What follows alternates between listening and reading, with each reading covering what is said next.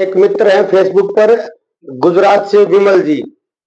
उन्होंने नेगेटिव और पॉजिटिव विचार पर एक प्रश्न किया है। बड़ा विस्तृत विषय है, बड़ा गंभीर तो है, विस्तृत भी है। मैं प्रयास करूंगा एक ही वीडियो में निपटा पाऊं, लेकिन देखते हैं बोलते बोलते कितना लंबा हो सकता है। चलते विषय की ओर। नेगेटिव और पॉजिटिव विचार एक मिथ्या विषय है, एक भ्रम मात्र है। विचार अस्तित्व नहीं होते, प्रतिध्वनि होते हैं। चित्त में उठने वाली तरंगे, जिनका स्रोत स्वयं चित्त नहीं अपितु चित्त पर पड़े अनुभवों की छाया है। विचार स्वयं में न तो सत्य है न असत्य है, वे केवल गति है, जैसे वायु में कंपन, जो क्षणिक है परंतु अनुभव में यथार्थ प्रतीत होती है। मन सोचता नहीं, केवल प्रतिध्वनि करता है। सोचना केवल अहंकार की व्याख्या है। चित्त तो दर्पण है, जो सामने आता है वह उसी का प्रतिबिंब बन जाता है। विचार यदि वास्तविक होते तो उनका नियंत्रण संभव होता, परंतु जितना उन्हें रोकने का प्रयास किया जाए वे उतनी तीव्रता से उभरते हैं। यही प्रमाण है कि वे इच्छा के अधीन नहीं है। विषय बहुत गंभीर है, ध्यान से समझेंगे तो ही समझ में आएगा, नहीं तो ऊपर ऊपर से निकल जाएगा। मन के लिए विचार वैसे ही है जैसे सागर के लिए लहरें। सागर चाहे या न चाहे लहरें उठती ही है, और जब सागर स्वयं को पहचान लेता है लहरों की शक्ति विलुप्त हो जाती है। नेगेटिव और पॉजिटिव विचारों का भेद केवल अनुभव की दृष्टि से है, अस्तित्व की दृष्टि से नहीं है। जैसे छाया को अंधकार या प्रकाश नहीं कहा जा सकता, वैसे ही विचार को शुभ या अशुभ कहना मिथ्या है, सही नहीं है। विचार का आना अविद्या नहीं, परंतु उससे तादात्म्य ही अविद्या है। सोचना दोष नहीं, परंतु सोचे हुए से स्वयं को जोड़ लेना ही दुख का कारण है। चित्त में जो उठता है वह तुम्हारा नहीं, केवल तुम्हारे माध्यम से प्रकट होता है। अहंकार उसे अपनाता है और कहता है यह मेरा विचार है। वास्तव में विचार तो किसी का नहीं, जैसे हवा का किसी वृक्ष की नहीं होती है। विचारों को त्यागने की आवश्यकता नहीं, केवल उनके साक्षी होने की आवश्यकता है। जिस क्षण देखने वाला जागृत होता है उसी क्षण विचार का प्रभाव मिट जाता है। विचार की सत्ता देखने वाले की उपस्थिति में ही मलिन हो जाती है, क्योंकि साक्षी के प्रकाश में माया नहीं टिक पाती है। योग कहता है चित्त वृत्ति निरोध है योग है। यह निरोध विचारों को मारने का नहीं, बल्कि यह जानने का है कि विचार स्वभावतः अस्थिर है, अतः असत्य है। जब यह अनुभूति आती है कि विचार केवल प्रवाह है, अस्तित्व नहीं, तब मन शांत नहीं होता, शून्य हो जाता है। और उस शून्य में ही अस्तित्व का प्रथम स्पर्श होता है। विचार समाप्त नहीं होते, वे अप्रासंगिक हो जाते हैं। अप्रासंगिक हो जाते हैं, वहां केवल साक्षी बचता है, मौन शुद्ध और अपरिवर्तनीय। उस मौन में ही पहली बार ज्ञात होता है कि विचार कभी थे ही नहीं, सिर्फ चेतना थी जो स्वयं को विचार मान बैठी थी। मन द्वैत में जीता है, यह उसका स्वभाव है। जहां दो है वहां संघर्ष है, जहां एक है वहां शांति है। जब दो है ही नहीं तो संघर्ष और पीड़ा किस लिए। नेगेटिव और पॉजिटिव ये दोनों एक ही सिक्के के दो पहलू हैं। एक को स्वीकारते ही दूसरा जन्म ले लेता है। जिस क्षण तुम किसी विचार को अच्छा कहते हो उसी क्षण एक बुरा विचार भी अस्तित्व में आता है, क्योंकि द्वैत एक दूसरे पर टिका है, वे अलग अलग नहीं जी सकते। मन के लिए सुख तब तक है जब तक दुख का भय है। उसी तरह पॉजिटिव विचार तभी तक है जब तक नेगेटिव विचार की छाया विद्यमान है। जो किसी एक को पकड़ना चाहता है वह दूसरे को जन्म देता है, यही मन की त्रुटि मात्र है। वेद कहता है जहां दूसरा है वही भय है। पॉजिटिव का विचार स्वयं में नेगेटिव की संभावना को जन्म दे देता है, क्योंकि द्वैत में कोई भी ध्रुव अकेला नहीं रह सकता। विचार की प्रकृति द्वैत है, उसे किसी ध्रुव की आवश्यकता होती ही है। बिना तुलना के विचार का अस्तित्व नहीं। जहां तुलना है वहां विरोध है, जहां विरोध है वहां कलेश है। अतः जो व्यक्ति सकारात्मक सोचने का अभ्यास करता है वह अनजाने में नकारात्मकता को भी पोषित करता है, क्योंकि जितना वह प्रकाश को थामेगा उतना ही अंधकार पीछे गहराता जाएगा। विचार का द्वैत केवल शब्दों का खेल नहीं, यह अस्तित्व के अनुभव में भी गहराई तक बैठा है। जब तक मन है तब तक द्वैत रहेगा ही रहेगा, क्योंकि मन स्वयं द्वैत है। मन का अर्थ है मापन करने वाली शक्ति जो तुलना करती है, तोलती है, निर्णय करती है, तुम कहते हो यह विचार अच्छा है, और जो कह रहा वह भी एक विचार है। विचार को नाप रहा है। यह अंधकार से अंधकार को मिटाने का प्रयास मात्र है। उन्हें सुनिए, तुम कहते हो यह एक विचार अच्छा है, पर जो कह रहा है वह भी एक विचार है। विचार को माप रहा है। यह अंधकार से अंधकार को मिटाने का प्रयास मात्र है। सच्ची दृष्टि तब उत्पन्न होती जब तुम यह देखो कि पॉजिटिव और नेगेटिव दोनों समान शून्यता से उत्पन्न है और उस शून्यता में लौटकर दोनों विलीन है। ध्यान में न कोई अच्छा विचार होता है न बुरा विचार होता है। सिर्फ विचार का उदय और अस्त होता है। साक्षी न अच्छा है न बुरा, वह केवल देखता है। द्वैत की समष्टि ही माया है। माया का अर्थ ही है जो एक प्रतीत होती है परंतु है नहीं। नेगेटिव और पॉजिटिव दोनों ही माया के दो छोर हैं। वास्तविकता मध्य में नहीं, उनके पार होती है। जब यह बोध होता है कि विचार कोई रंग नहीं, कि सकारात्मक और नकारात्मक केवल नाम मात्र हैं, तब चेतना द्वैत के पार उठ जाती है। और वही क्षण है जब पहली बार शांति जन्म लेती है। शांति पॉजिटिव विचार का परिणाम नहीं है, यह विचारहीन अवस्था की गंध है। शांति पॉजिटिव विचार का परिणाम नहीं है, यह विचारहीन अवस्था की गंध है। जब तक मन द्वैत में उलझा है वह झूठे संतुलन में जीता है। सत्य जब प्रकट होता है जब यह भेद मिट जाता है और देखने वाला केवल देखना शेष रह जाता है। विचार इच्छा से उत्पन्न होते ही नहीं है, यह केवल चित्त की स्वाभाविक गति है। जैसे झील की सतह पर उठती लहरें, कोई लहर झील की इच्छा से नहीं उठती, वह तो वायु के स्पर्श, ताप के परिवर्तन या आकाश की प्रति छाया से जन्म लेती है। इसी प्रकार विचार भी हमारे नहीं होते, वे केवल चित्त पर पड़ने वाली बाहरी और भीतरी छापों की प्रतिक्रिया मात्र है। हम सोचते नहीं सोचना हम पर घटित होता है। अहंकार कहता है मैंने ये सोचा, पर यह मिथ्या है। विचार पहले आता है और फिर मैं उत्पन्न होता है, और जो उस विचार को अपनाता है, यह भ्रम ही मनुष्य की जड़ता है। वह सोचता है कि वह सोच रहा है। विचार का उदय स्वतः है। संस्कारों, स्मृतियों, अनुभवों और अनगिनत अज्ञात प्रभावों से योग कहता है चित्त की वृत्तियां अपने अपने संस्कारों के अनुसार उठती हैं। प्रत्यय पंचतय क्लिष्टा अक्लिष्टा, चित्त की वृत्तियां अपने अपने संस्कार के अनुसार उठती है, उनका नियंत्रण असंभव है क्योंकि वे जीव की संचयी स्मृति है। विचार इच्छा से उत्पन्न हो ही नहीं सकता क्योंकि इच्छा स्वयं एक विचार है। तो यह कहता है मैं अब सकारात्मक सोचूंगा, वह पहले से एक विचार की पकड़ में है, इसलिए उसका सकारात्मक भी प्रतिक्रियात्मक है, स्वतंत्र है ही नहीं।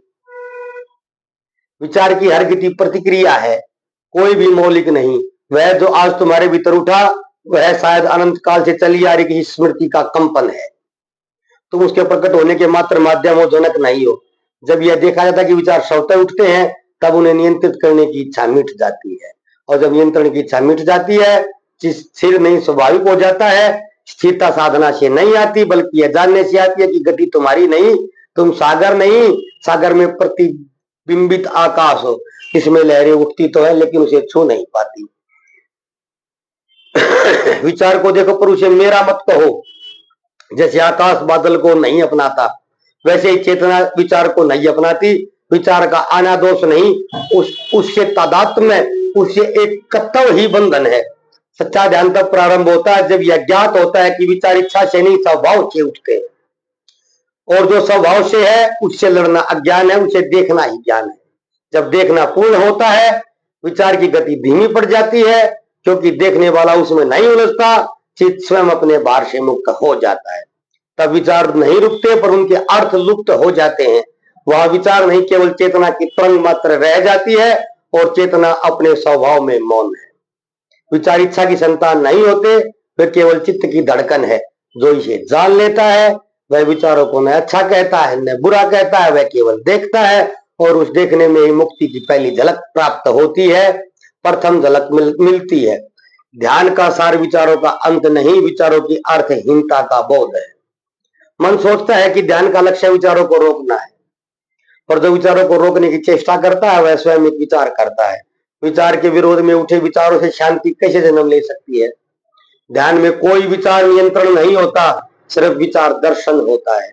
देखना ही साधना है। देखना बिना निर्णायकता के, बिना व्याख्या के, जैसे दर्पण देखता है पर कोई मत नहीं रखता। विचार आते हैं जाते हैं, उनका आना जाना ध्यान के लिए अप्रासंगिक है। जो उन्हें गंभीरता से लेता है वह उनके बंधन में आता है, और जो उन्हें केवल देखता है वह उनसे मुक्त होता जाता है। विचार नदी की तरह बहते हैं, उन्हें रोकने की कोशिश नहीं करना उसी तरह व्यर्थ है जैसे उसे रोकने की कोशिश करना उसी तरह व्यर्थ है जैसे हाथ से जल पकड़ना। ध्यान वह अवस्था है जहां तुम बहते हुए को देखते हो पर साथ में नहीं बहते। नेगेटिव विचार ध्यान को नहीं तोड़ते, उनसे जुड़ना ध्यान को तोड़ता है। पॉजिटिव विचार ध्यान को नहीं बढ़ाते, उनसे जुड़ना ध्यान को बाधित करता है। विचारों की पूरी श्रेणी ध्यान के लिए अप्रासंगिक है, क्योंकि ध्यान का विषय विचार है ही नहीं बल्कि साक्षी मात्र है। जब ध्यान गहराता है विचार वैसे ही रहते हैं जैसे दूर किसी गांव की घंटिया। ध्वनि सुनाई देती है परंतु कोई खिंचाव नहीं होता। वहां विचार है परंतु तुम्हारे नहीं, वे तुम्हारे पास से गुजरते हैं जैसे हवा पत्तों के बीच से गुजरती है, स्पर्श करती है किंतु ठहरती नहीं है। विचार की शक्ति उसके प्रति तुम्हारे विश्वास में है। विश्वास हटाओ, विचार निस्तेज हो जाएगा। ध्यान उसी क्षण जन्म लेता है जब तुम यह देख लेते हो कि विचार केवल एक मनोवैज्ञानिक प्रतिध्वनि मात्र है, किसी वास्तविक सत्ता का स्वर है ही नहीं। साक्षी की दृष्टि विचार को भस्म नहीं करती, वह केवल उसे पारदर्शी बना देती है। जैसे सूर्य आने पर धुंध स्वयं मिट जाती है, वैसे ही साक्षी की उपस्थिति में विचार स्वतः विलीन हो जाते हैं। ध्यान में विचार का आना और जाना बिल्कुल वैसे ही है जैसे नींद में स्वप्न का उठना और मिटना। तुम स्वप्न में शामिल न हो जाओ तो नींद गहरी होती है, तुम विचार में शामिल न हो जाओ तो ध्यान गहरा होता है। जब ध्यान पूर्ण होता है विचार शून्य नहीं हो जाते, वे अर्थहीन हो जाते हैं। और जब अर्थहीनता पूर्ण होती है तब मौन अपने आप उतर जाता है। मौन कोई साध्य नहीं, वह विचारों की अनदेखी का स्वाभाविक परिणाम मात्र है। विचारों के प्रति तुम्हारी उदासीनता ही ध्यान की चरम अवस्था है। ध्यान विचारों का विरोध नहीं है, विचारों की निरर्थकता का बोध है। जहां यह बोध जागता है वहां न नेगेटिव विचार रह जाता है न पॉजिटिव, केवल शुद्ध साक्षी शेष रहता है, और वही साक्षी विचार के पार स्वयं ध्यान है। मन और अहंकार दो हैं ही नहीं, वे एक दूसरे के प्रतिबिंब मात्र हैं, एक दूसरे का आधार है। जैसे छाया और शरीर। अहंकार कहता है मैं सोचता हूं, और यही कथन मन को जन्म देता है। वास्तव में मन स्वयं नहीं सोचता, सोचने की अनुभूति अहंकार के कारण है। जहां मैं है वहां विचार है, जहां विचार है वहीं मैं पुष्ट होता है। विचारों के बिना अहंकार टिक नहीं सकता, और अहंकार के बिना विचारों की कोई पहचान नहीं। यह एक सहजीवी संबंध है जहां एक दूसरे का होना ही एक दूसरे का आहार है। अहंकार भोजन चाहता है, प्रशंसा, विरोध, पहचान, लक्ष्य, कथा। मन उसे निरंतर विचारों का भोजन देता है। मैं ऐसा हूं, मुझे यह करना चाहिए, मुझसे यह क्यों हो गया। हर विचार अहंकार की दीवार पर एक नई ईंट है। जो सोच रहा है वही सोचे हुए से पोषित हो रहा है। विचार मन को ही नहीं मैं को भी सुदृढ़ करते हैं। यही कारण है कि साधक जितना अधिक विचारों से लिप्त होता है उतना ही वह स्वयं से दूर होता है। मन का स्वभाव गति है, अहंकार का स्वभाव केंद्र बनाना है। मन फैलना चाहता है, अहंकार खुद को केंद्र में रखना चाहता है। इसी खींचतान में मन बेचैन होता है, और यह बेचैनी मनुष्य की मूल पीड़ा है।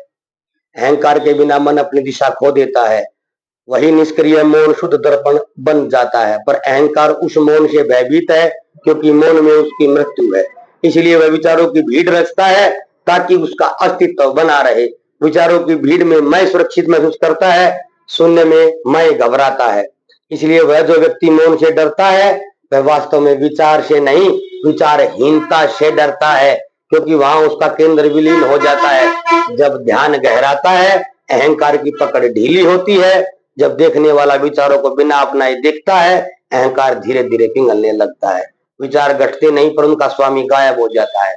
अहंकार का अंत विचारों के नाश से नहीं, विचारों के स्वामित्व के अंत से होता है। जब यह ज्ञात हो जाता है कि विचार उठ रहे परंतु मैं उनका कर्ता नहीं हूं, तभी मन स्वतंत्र होता है और अहंकार निष्प्राण हो जाता है। वास्तविक स्वतंत्रता मन की निश्चलता में नहीं होती, अहंकार की अनुपस्थिति में होती है। क्योंकि जब मैं नहीं तो विचार किसके हैं, और जब विचार नहीं तो मन कहाँ है, मैं कहाँ हूं। उस बिंदु पर जहां मन और अहंकार दोनों विलीन हो जाते हैं वही मौन है। वह मौन किसी उपलब्धि से नहीं आता है। बल्कि यह समझने से आता है कि जो सोचता है वह कभी था ही नहीं। मन और अहंकार एक दूसरे को जन्म देते हैं। अहंकार मन को गति देता है, मन अहंकार को पहचान देता है। जो इस चक्कर को समझ जाता है वह दोनों के पार चला जाता है, और उस पार न कोई विचार बचता है, न नेगेटिव न पॉजिटिव, न कोई मैं न कोई तुम, केवल शुद्ध साक्षी, अचिंत्य, अकर्ता और असीम शेष रह जाता है। वहां पर न नेगेटिव बचता है न पॉजिटिव बचता है, कुछ शेष नहीं रहता है। जब विचार शांत होते हैं तब पहली बार चेतना स्वयं को देखती है, और विचारों के रहते चेतना बाहर प्रवाहित होती है, चाहे नेगेटिव हो चाहे पॉजिटिव हो। उनके मिटने के बाद ही चेतना भीतर लौटती है। विचार प्रकाश के समान नहीं होते, वे केवल धूल है जो प्रकाश को ढके हुए है। प्रकाश बुझता नहीं है, परंतु धूल के कारण दिखाई नहीं देता है। इस प्रकार चेतना मुरझाती नहीं है, वह विचारों की धुंध उसे आच्छादित कर देती है। यह धुंध जब हटती है तो किसी प्रयास से नहीं बल्कि समझ से हटती है कि नेगेटिव पॉजिटिव कुछ नहीं होता है। विचार का उठना ही मात्र बाधा है, विचार के साथ लीन होना ही एकमात्र बाधा है। आशा आपको समझ आया होगा। विचारों का उठना ही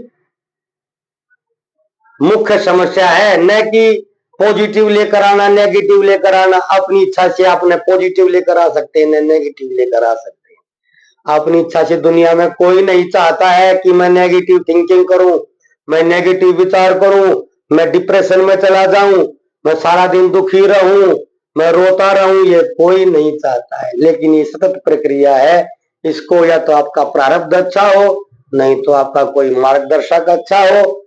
आप अच्छा ध्यान करें, चेतना के चरम शिखर तक पहुंचे ताकि विचार शून्यता हो जाए, साक्षी भाव को उपलब्ध हो जाए, तो नेगेटिविटी भी खत्म हो जाएगी, पॉजिटिविटी भी खत्म हो जाएगी।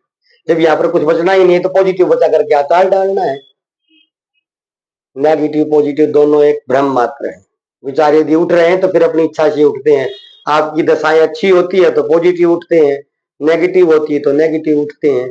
दशाएं बुरी आती है तो बुरे विचार आते हैं, अच्छी दशाएं आती है तो अच्छे विचार आते हैं। लेकिन जो व्यक्ति, जो साधक स्थित प्रज्ञ हो जाता है, समाधि को उपलब्ध होता है, उसके विचार खुद ही शून्य हो जाते हैं, फिर न नेगेटिव बचते हैं न पॉजिटिव बचते हैं। यही विषय का सार था, यही उत्तर मैंने देना था। प्रयास किया एक ही वीडियो में निपटा पाऊं। शेष फिर कोई अन्य विषय ऐसा ही आएगा तो फिर उस पर वीडियो डालने का प्रयास करेंगे, मेरा यही कार्य है। कल फिर मिलते हैं, तब तक धन्यवाद। हसी बा, खेली बा, धरी बा, ध्यानम।